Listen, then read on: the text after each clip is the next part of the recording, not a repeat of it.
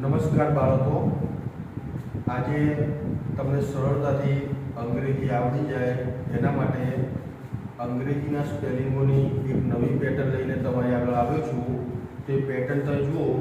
તમારે ફક્ત OLD old શબ્દ યાદ રાખવાનો. એના ઉપરથી જે સ્પેલિંગો બને છે તે આ પ્રમાણે છે: OLD old, BOLD bold, COLD cold, FOLD hold, GOLD gold,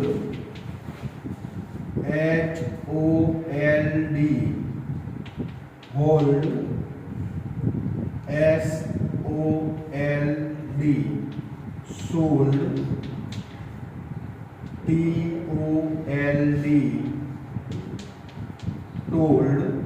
તો આ સ્પેલિંગોની અંદર તમે OLD ઓલ્ડ યાદ રાખો તો એની આગળ B ઉમેરી દો તો gold, C ઉમેરી દો તો gold, F ઉમેરો તો gold, G ઉમેરો તો gold, H ઉમેરો તો hold, S ઉમેરો તો sold, T ઉમેરો તો told. તો આ રીતે તમે સહેલાઈથી સ્પેલિંગો યાદ રાખી શકશો.